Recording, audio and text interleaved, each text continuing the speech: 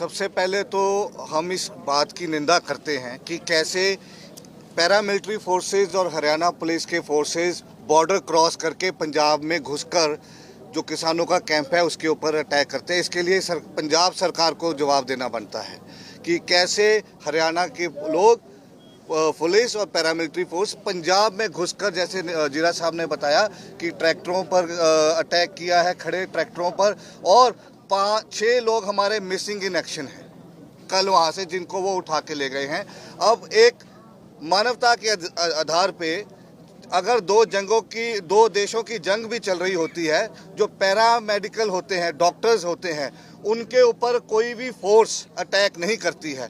लेकिन कल खनौरी में वहाँ पर उन्होंने जो मेडिकल कैंप थे, जो डॉक्टर्स घायलों को अटेंड कर रहे थे, उनके पीटा और लूटपाट की वहाँ पर।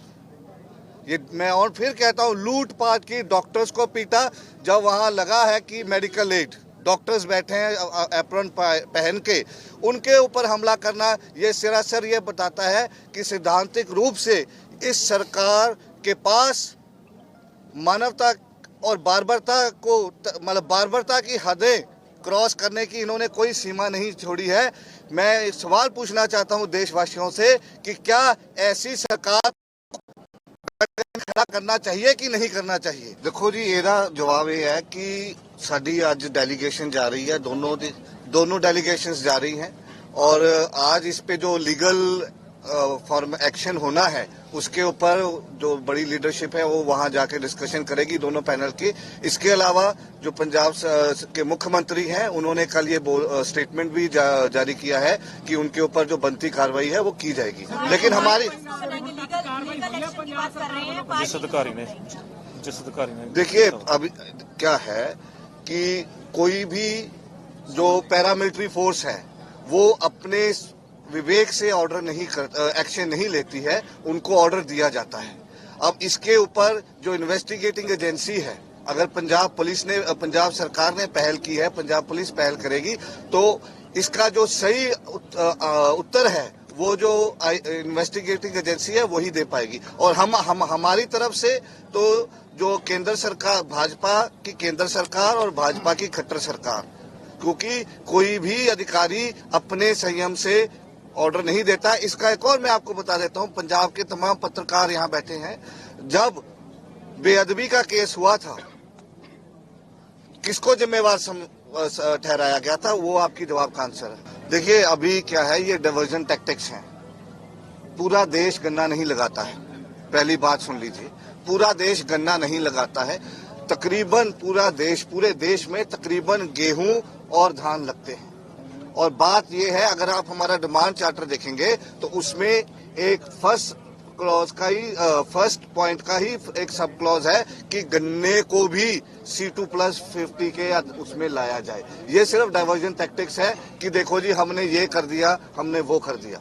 जैसे कि वो अक्सर मीटिंग में करते हैं, पीयूष गोयल जी मोदी जी के गुणगान करने लग जाते हैं, पॉलिसी पे और टेक्निकल पॉइंट जब उनको फर्निश करते हैं तो वो मोदी जी के गुणगान करने लग जाते हैं। देखो जी, 80 करोड़ लोगों को फ्री राशन बांटा है। ये it is just a diversion tactic. अभी गन्ने का जो भाव है वो कैसे तय होता है गुरमीत जी, थोड़ा सा कैसे कैलकुलेट? देखिए, अभी जो गन्ने का भाव है वो स्टेट टू स्टेट वेरी करता है, ठीक है। लेकिन हमारा जो प्रपोजल है वो ये है कि इसको C2+50 पे ले आ जाए, क्योंकि जो गन्ने की फसल है वो 1 साल के बाद उसका यील्ड आता है, ठीक है। तो इसका मतलब 6 में नॉर्मली क्या है, 1 साल में 2 क्रॉप पैटर्न होते हैं।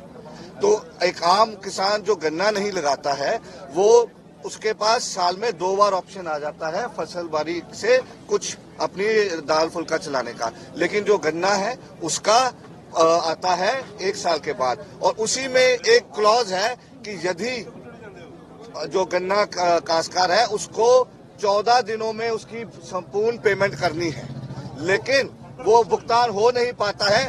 इसको काउंटर करने के लिए उसमें एक सब क्लॉज है कि यदि कोई 14 दिनों में पेमेंट नहीं करता है तो 15% के हिसाब से ब्याज दर देना पड़ेगा। तो मैं ऑन रिकॉर्ड कह दूं, 14 के चुनाव से पहले लखीमपुर खीरी में तब गुजरात के प्रधानमंत्री और आज देश के गुजरात के मुख्यमंत्री और आज देश के प्रधानमंत्री वहां से ये ऐलान करके गए थे कि यदि भाजपा सरकार आती है तो 14 दिनों में गन्ने का भुगतान होगा। लेकिन मैं आपको ये भी बता देता हूं कि मात्र लखीमपुर खीरी में अभी भी पिछले सीजन का बकाया बहुत मिलों का बाकी है। अगर आप ये वीडियो YouTube पर देख रहे हैं तो हमारे चैनल को सब्सक्राइब करें और बेल आइकन को दबाना ना भूलें। अगर आप Facebook पर ये वीडियो देख रहे हैं तो हमारे पेज को लाइक करें।